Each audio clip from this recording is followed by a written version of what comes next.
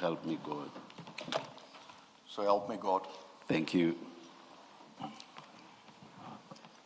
Thank you, Chair. General, in front of you, you should have a file with two sections. The first section should contain a statement prepared by you for purposes of your evidence today. If I could ask you to go to that first section from page 1 to 26. And my apologies, Chair. I'm very sorry to stop you mid-sentence.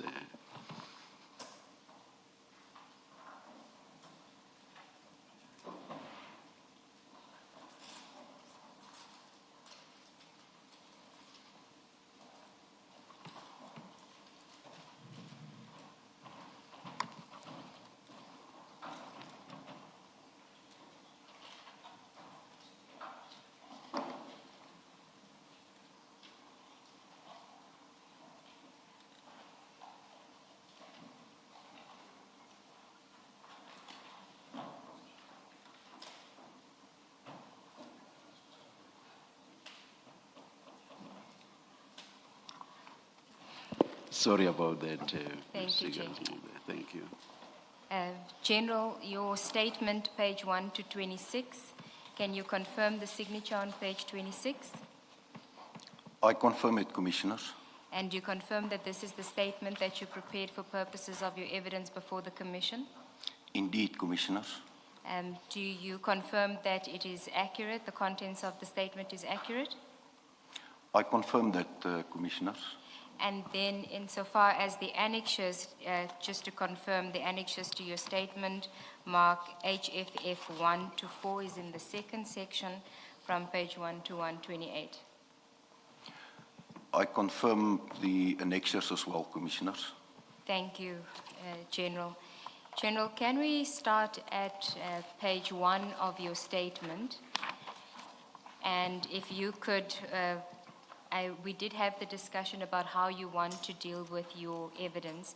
And Chair, given the nature of the evidence, the General had indicated that in some instances he will read into the record, but when it comes to the more intricate aspects of illicit drugs, illegal mining, and that he would want to explain and give the Commissioner some practical examples as well, with the use of some photographs that he has provided to the Commission, but did not want it to be part of his statement, but will be included as exhibits later on. Thank you, Chair. General, you may then start on page 1 at paragraph 1, and please, if you want to read, you can read, and then where you want to explain, please do so, or elaborate. Thank you, Commissioners. I am a Major General in the South African Police Service, attached to the Directorate for Priority Crime Investigation, known as the DPCI or Hawks, as the component head for serious organized crime investigation, based at the head office in Silverton, Pretoria. In 1993, I obtained a National Diploma in Police Administration from Technikon SA. In 2007, I obtained a Baccalaureus Technologia in Forensic Investigation, a Magister Technologia MTech in Forensic Investigation from UNISA in 2010, and a postgraduate diploma in Business Management from the Northwest University Business School in 2023. I joined SAPS on 1 January 1989. By then it was known as the South African Police Force. In September 1990, I was attached to the Diamond and Gold branch in Klerksdorp, which later became known as the Precious Metals and Diamond Unit, where I performed duties as an investigator and later as a team leader. This unit was eventually incorporated into the South African Police Service Organized Crime Unit. On 20 February 2009, the DPCI was established, incorporating the SAPS Organized Crime Unit. I have been with the DPCI since its inception. In October 2016, I was appointed Cluster Coordinator for the Detective Service in Phokeng, managing and overseeing the detectives within that district. I held the rank of Colonel at the time. This appointment was within the greater SAPS, so it was not within the DPCI. I was responsible for coordinating all investigations within the cluster, including inspections and attending to serious crime scenes.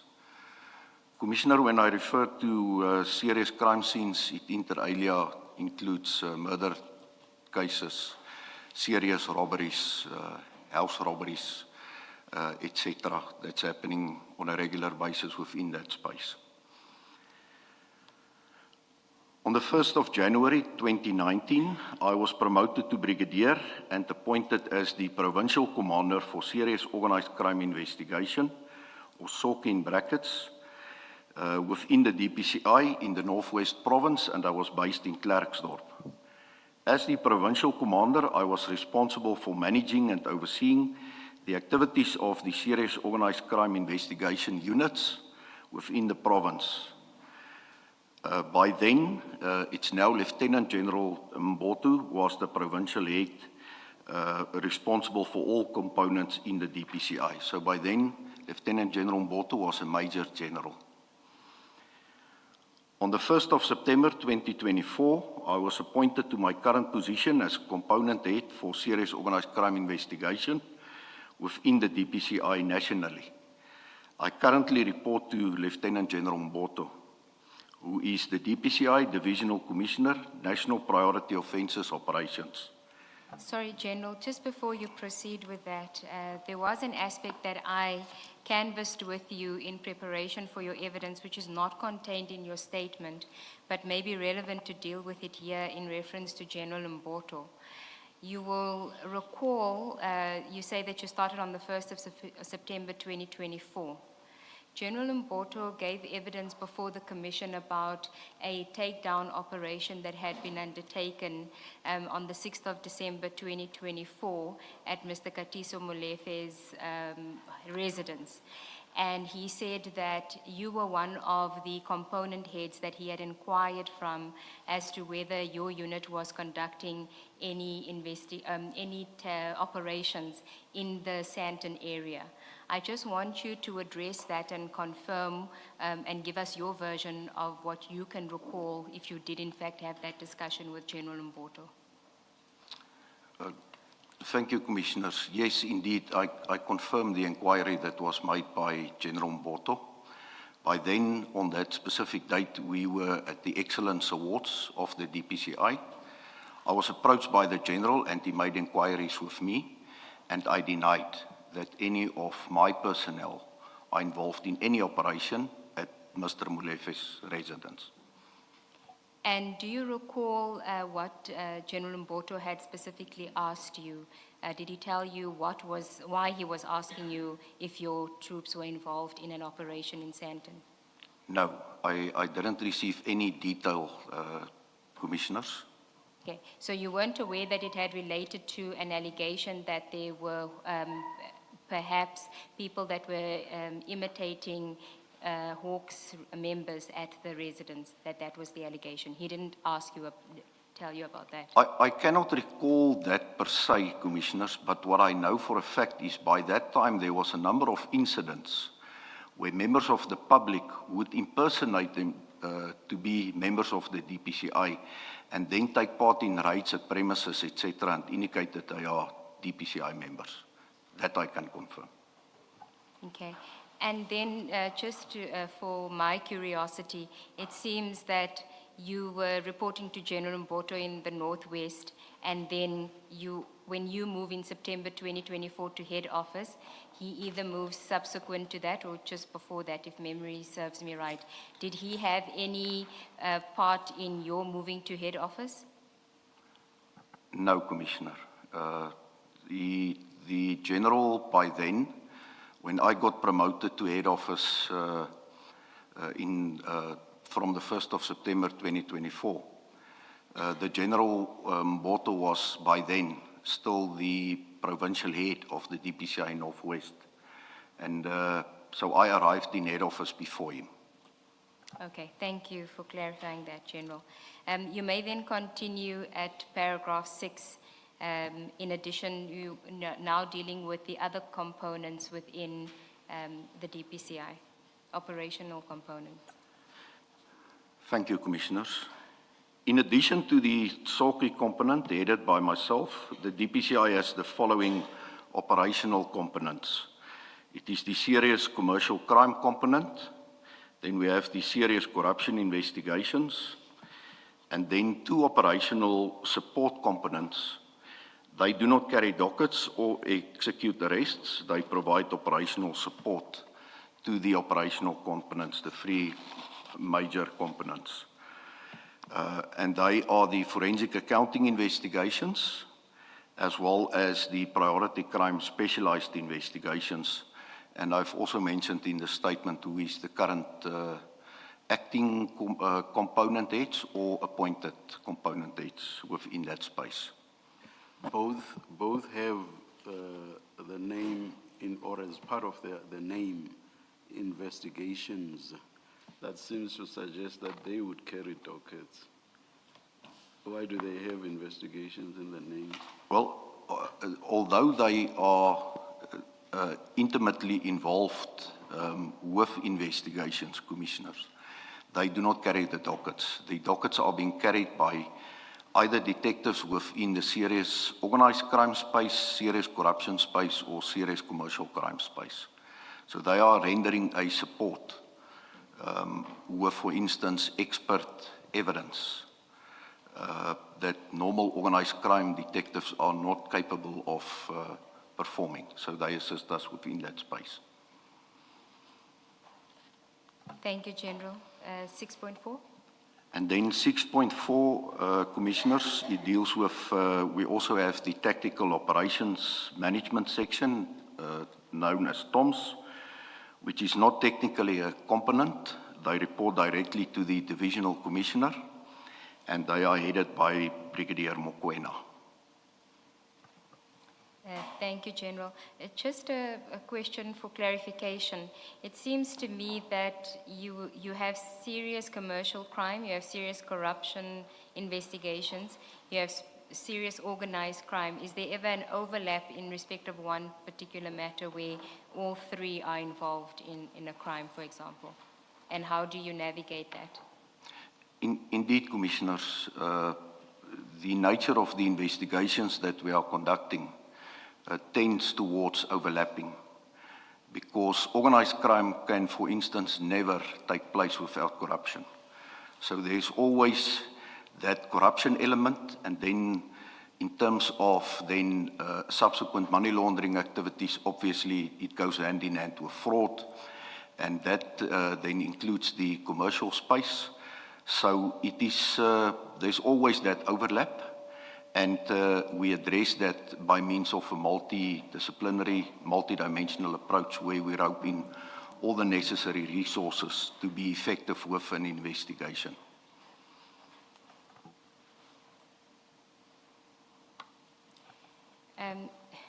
General, you said something now that organized crime never happens without corruption. Is that your opinion or in your experience? That organized crime, there's always an element of corruption involved. And what do you specifically mean by corruption? Commissioners, by the nature of organized crime, there needs to be enabling factors that allows organized crime to flourish. In order for that to happen, it's my experience that there is always an element of corruption involved in the perpetuating of these crimes.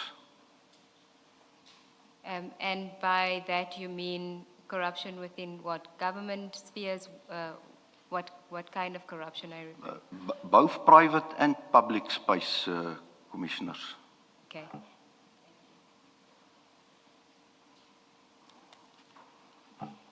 Then, General, if we can go to paragraph 7. I consider myself to be a career detective.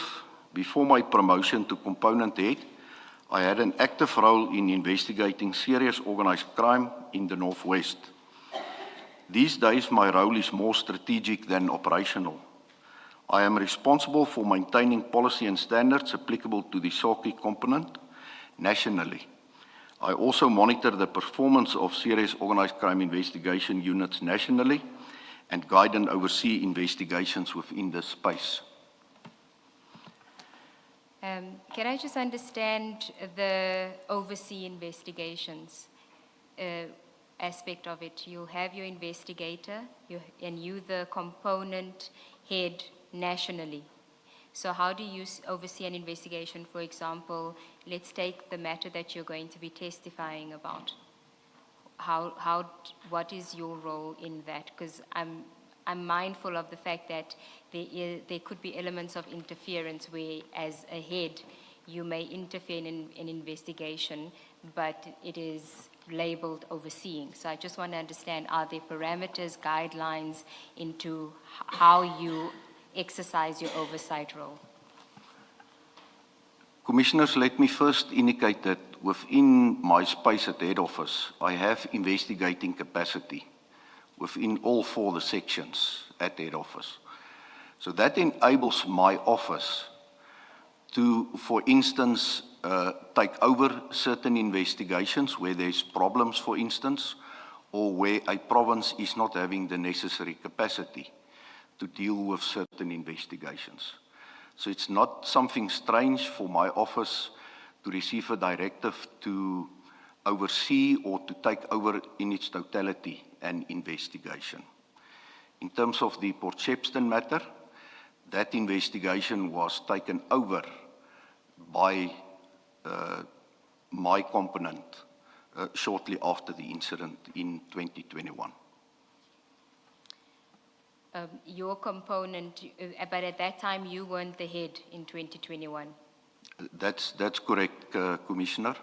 By then, Major General Kana was heading the serious organized crime investigation component. You would have heard Advocate Selo saying that there had been some significant developments in the investigation over the past 12 or so months in this matter. So you're saying that this investigation started in 2021 after the theft, November 2021? I confirm that, Commissioners. And developments only, it was only real developments or significant developments, as she said, after your appointment as component head. Is that coincidental? Well, Commissioner, I don't know if it's coincidental, but I can confirm that there is substantial progress on the investigation subsequent to my appointment. I can confirm that. And can I ask, this investigation, you said it was taken over by your component. Where was it before that, before it was taken over? Commissioners, immediately after the housebreaking was detected, the burglary at the Port Shepstone Serious Organized Crime Investigation Unit, the matter was left with the detective service at Port Shepstone. Shortly thereafter, a decision was taken by the then DPCI head, Lieutenant General Labia, to establish a team to investigate the matter, and then the responsibility to oversee that investigation, or the investigation by then, was placed on Major General Kana, who has overseen it from then until he went on retirement by the end of August 2024, and I took up office on the 1st of September 2024. Thank you, General. You may continue at paragraph 8.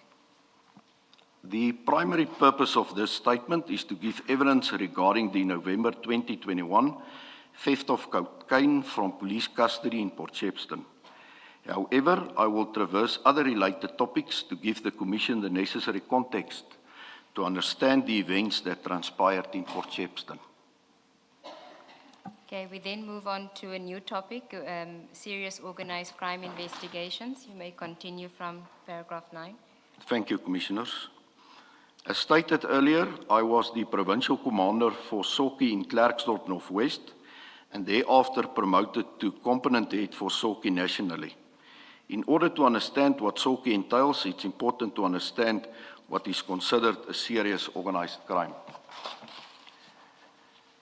Serious organized crime is coordinated, structured, and ongoing criminal conduct carried out by criminal groupings involving serious offences which, by reason of their scale, sophistication, or societal impact, fall within the category of national priority offences contemplated in Section 17D of the South African Police Service Act, Act 68 of 1995. Serious organised crime is a subset of national priority crime referred to in Section 17D of the SAPS Act. You may continue. According to the DPCI's mandate, the SORCI component includes, and this is just examples, it's not an all-inclusive list, Commissioner, national priority violent crimes, such as cash-in-transit robberies and trafficking in firearms or explosives, both transnationally and nationally, by organised crime networks. Then the second section is the South African Narcotics Enforcement Bureau, commonly known as SANEP, which deals with all national and transnational drug trafficking offences, detection and dismantling of all clandestine drug laboratories, and other drug-related crimes. Then the third section there is the Economic Protected Resources section, which investigates offences relating to transnational importing of non-ferrous metals and tampering with essential infrastructure in organised, complex and sophisticated cases, transnational importing and exporting of precious metals, diamonds and chrome, illegal mining committed in an organised fashion, wildlife trafficking, and then human trafficking linked to organised criminal groups or committed in an organised fashion by land, sea, or air. General, human trafficking falls under economic protected resources. Why is that? Commissioner, I don't want it to be misleading because it's as if it adds value economically, but it's all about the exploitation of the victims of trafficking in persons, whether it is for slave labor or for purposes of prostitution or other reasons. The reason why it's under economic protected resource is because of the exploitation of the victims. Thank you, Commissioners. Thank you, General. May I continue? And then the fourth section within the component is the crimes against the state component, which investigate crimes like, for instance, high treason, terrorism, terror financing, etc. Okay. Then at paragraph 12, you deal with the prevalence of these various crimes in the different provinces. The order of prevalence of these crimes will differ from province to province. In the Northwest, illegal mining, illicit drugs, and firearm trafficking are the most prevalent. In Gauteng, illicit drugs, precious metals and diamonds, firearms and ammunition, and cash-in-transit heists are the most prevalent. In KwaZulu-Natal, illicit drugs, CIT, and non-ferrous metals crimes are the most prevalent. And in the Western Cape, with specific reference to Cape Town, illicit drugs, marine life crimes, firearms and ammunition, and gangsterism-related offences are the most prevalent. In an attempt to give the Commission context to how sophisticated organised crime can be, and given that I spent the majority of my career in the Northwest, the best way is to deal briefly with illegal mining in the Northwest Province.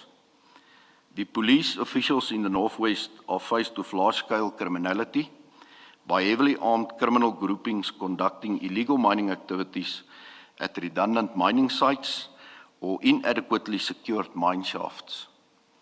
The illegal mining activities are conducted under the control or direction of organised groups or networks who regulate access to mining sites, coordinate the extraction of material, and control its onward movement. Sorry, General, before you continue to the next paragraph, can you just give us examples of what you refer to as heavily armed?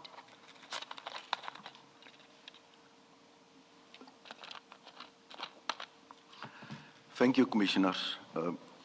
It happened that this illegal mining groupings that get illegal access to mine shafts, both underground and to protect it on surface, are armed with automatic rifles, with pistols, revolvers, and in some instances we even found hand grenades.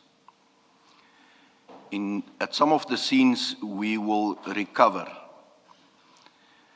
in excess of 10 or more rifles from the perpetrators, as well as sufficient ammunition to continue with a firefight for at least 24 hours. In one instance, we recovered only AK-47 ammunition, 6,000 rounds of ammunition. It goes without saying that it shows us how well equipped these criminals are within the organized crime space.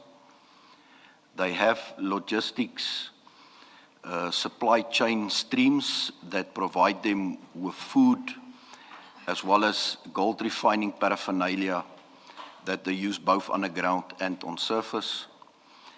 And then there is always visible and available market to facilitate the onward trafficking, with subsequent money laundering that's taking place on a continuous and ongoing basis.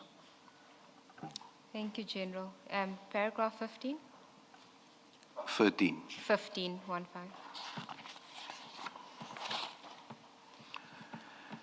The extracted material is transported from the mining sites to informal or unlawful processing operations, or introduced into legitimate processing streams. By this, I mean the material is sold to a legitimate refining or processing company with a refining license. I would like to make it clear, Commissioners, that this is not everybody within that industry or all the companies. There are unscrupulous license holders, but there are also honest companies within that space.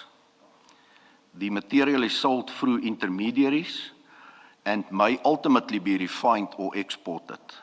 The proceeds generated from such activities are often handled in cash or through informal channels, which obscures the origin of the material and the financial flows associated with it. Gold is a high-value commodity that can be transported and concealed with relative ease. Once refined, it is generally indistinguishable from lawfully mined gold, which facilitates its integration into legitimate markets. This makes it difficult to trace the origin of the material. The continued demand for gold and other minerals, both locally and internationally, contributes to the persistence of illegal mining activities. Refineries and processors could acquire the illegal material through intermediaries or suppliers who present such material as lawfully sourced. The illegally mined material may enter legitimate refining processes without its unlawful origin being apparent. This could occur if other role players in the supply chain misrepresent the origin of the material, or the unlawfully mined material is mixed with lawful material prior to refining. The refining process itself renders the material indistinguishable from lawfully sourced product, thereby facilitating its integration into the formal market. The proceeds from the sale of the material may then appear to be legitimate income. General, so here you dealt with an instance where the refinery, the legitimate refinery and processing company is not aware that the material that they are receiving are illegally mined. Are there instances where legitimate refineries and processing companies are aware that they are buying illegally mined material?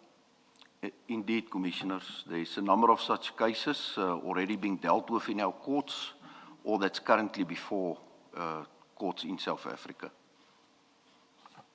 Thank you, General. And then insofar as the refining licensing process itself is concerned, is there any involvement there in the organized crime aspect of it in getting the license issued? So licenses that ought not to be issued are issued to companies. I do not have any evidence to that effect, Commissioners. Thank you. Then you say, I now turn to illicit drugs at paragraph 18. Thank you, Commissioners. Illicit drugs for purposes of my evidence are substances that are prohibited by law. Illicit drugs may also be drugs that are lawfully possessed or used under specific conditions, but which are then possessed, used, or distributed unlawfully. My statement deals only with the former. There are essentially two categories of illicit drugs or narcotics: naturally derived drugs and synthetic drugs. Naturally derived drugs are, for instance, dagga, cocaine, and heroin. And I would also like to include here methamphetamine that's originating from Afghanistan. Cocaine is derived from leaves of the coca plant, which is cultivated mainly in South American countries such as Colombia. The leaves are harvested and then processed to extract a substance known as coca paste. This paste is further refined through chemical processes to produce cocaine hydrochloride, which is the form commonly trafficked and sold as cocaine. Heroin is derived from the opium poppy plant, which is cultivated primarily in Afghanistan. The opium is extracted from the poppy plant and then processed to produce morphine, which is further refined into heroin through additional chemical processes. And this is where I also would like to include then the plant-based methamphetamine that originates also from Afghanistan, Commissioners. Cocaine and heroin enter South Africa commonly through established transnational maritime routes involving multiple countries. Cocaine is typically transported from South Africa via West Africa. South America. Apologies for that, Commissioners. Transported from South America via West Africa before reaching Southern Africa, while heroin is commonly transported from regions such as Afghanistan through East Africa like Mozambique and into South Africa. These substances are moved using a variety of methods, including air travel couriers, commercial maritime routes, and overland transport. South Africa functions both as a destination for local distribution and as a transit point for further international trafficking.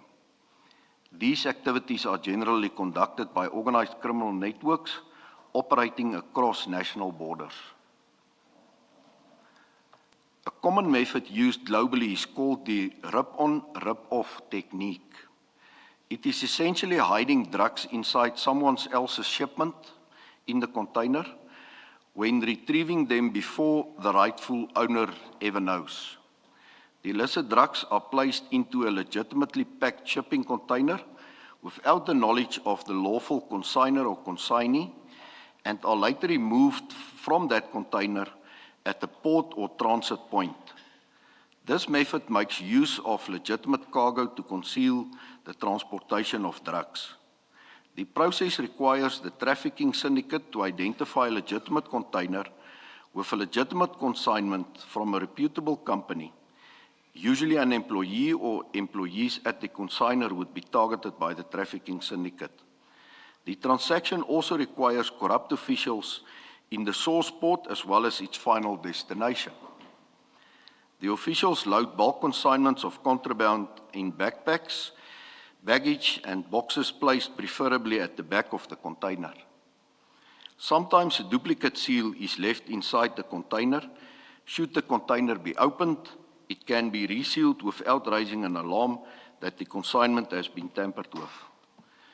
The rip-off is normally done at its destination. Here again, corrupt officials will break the seal, open the container, remove the contraband, and replace the ripped seal with the duplicate seal that has been placed in the container.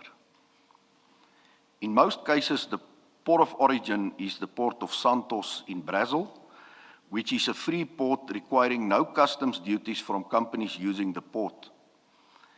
In my experience, in the majority of transactions, the shipper, the forwarding agent, the clearing agent, and the transporter, such as a truck driver, are innocent parties and are unlikely to be aware of any contraband hidden in the container.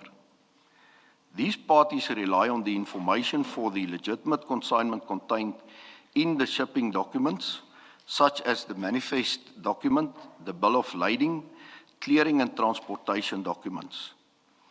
Similarly, customs officers will peruse these documents to determine if the consignment is legitimate before releasing the container, none the wiser that illicit drugs have been smuggled into the container.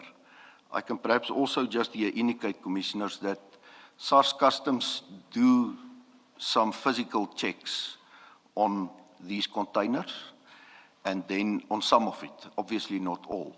And in some instances, they do detect narcotics, and then alert the DPCI to the matter for further investigation. I will deal in detail with seizures that occurred in 2020 to 2022, but I want to deal with one seizure to give the Commission a practical example of the method described above. Thank you, General. Just before you proceed, Commissioners, this is where we're going to flight some photographs just to demonstrate what the General is indicating. Proceed, General. Thank you. On 30 July 2021, a ton of cocaine, it was in total 999 kilogram bricks, Commissioners, was seized in Durban at the LCS Freight Logistics Depot. The drugs were found at the back of a Scania shipping container containing truck parts. The container's port of origin was the port of Santos in Brazil.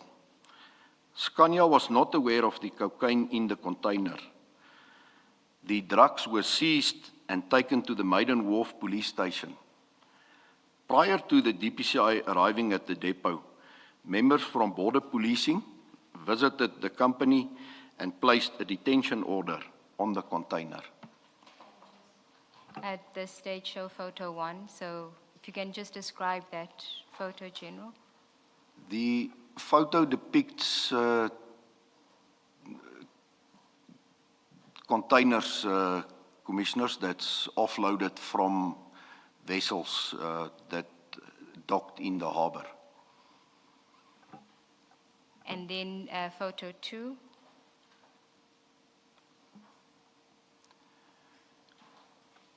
Commissioners, that is a photo that depicts the consignment of cocaine, or by then suspected cocaine, that was found in the back of the shipping container immediately upon opening the doors. Before you proceed, you want to ask a question on this? General, can you just explain the role of border policing in exercises such as this? Here you say border policing arrived or got there before the DPCI. Would they have gotten there because of a tip-off, or is this just part of the normal protocols that they Commissioner, in this specific case, they also received information about the possible narcotics that was hidden in that container, and that is why they arranged for that detention order to be placed on it. So it was just a time lapse, a short time lapse. Okay. So obviously their primary responsibility is within the harbour precinct, and then to perform duties within their mandate as border policing. Okay. And in performing, in the normal course of performing that mandate,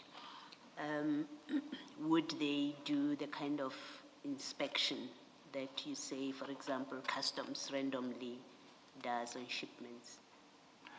I'm just trying to understand practically what, on a day-to-day basis, do they have a role either by protocol or just practice that they could be part of the chain of discovering?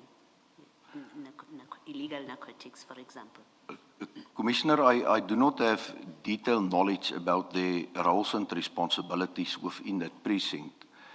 But it's my experience that whenever there is a search and seizure operation, they are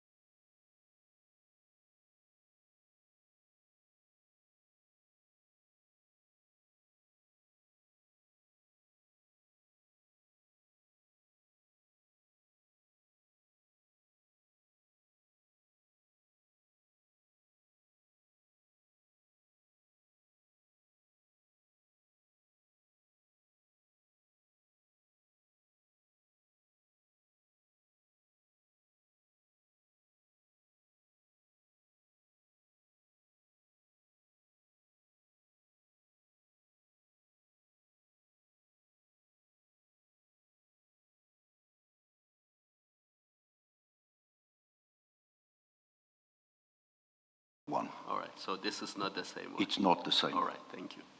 Thank you, Commissioner. Thank you, General. Then if I could ask to just show photograph 3.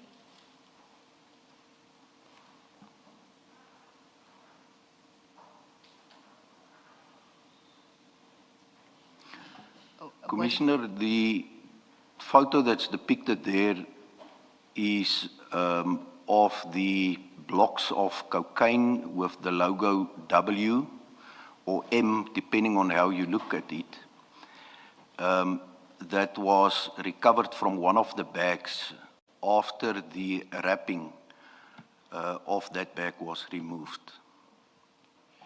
General, we're going to get to other seizures as well. If you could maybe at this stage just explain to the commissioners the significance of the logos, so that W, or I think it is a W.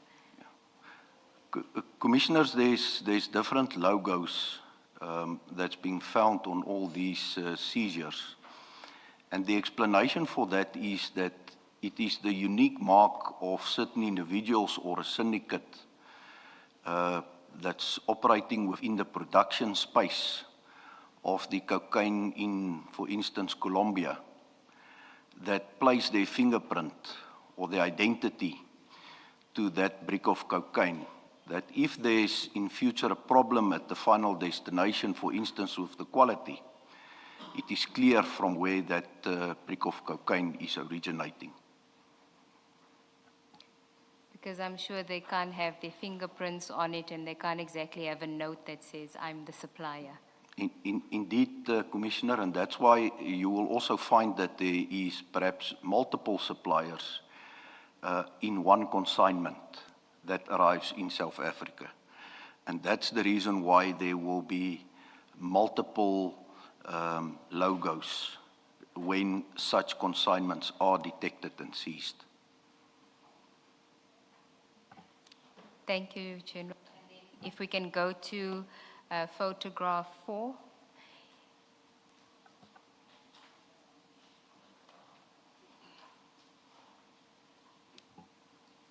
If you can just describe what we're looking at now.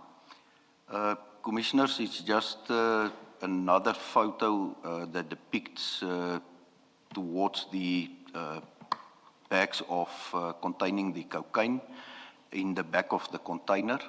But I think what's also clear here is that it has handles. And the reason for that handles is to carry it easily. Because when criminals execute a rip-on-rip-off procedure, speed is of essence. You need to remove the exhibits with speed, obviously in the fear of being detected. And that's why it needs to be easy to carry these bags and place it in a vehicle or in a panel van, whatever mode of transport is being used, to then speed away with it undetected. And then if I could just ask for you, them to zoom in on the orange item there. And if you could just explain the significance of that item. Commissioners, this is, as I've explained, duplicate seals. So it shows you the criminal network is so sophisticated that they even make provision for a duplicate seal to be placed once the narcotics is removed from the container. So once they've removed the cocaine from the container, they just close the doors and seal it with the duplicate seal. And when SARS, Customs, or the port authorities verify the actual seals with the bill of lading and other documentary evidence or documents that they have in their possession, there will be no suspicion that there was any contraband in that container. Ms. Sigel-Ncube, I see we are not marking these as exhibits, giving them exhibit numbers. You don't consider that necessary? We Or- will do so, Yes. Chair, as soon as I'm done with all the photographs, then I'll just get the exhibit number as it is now. All right. And then I will then place it on the record, Chair. All right, Thank you. thank you.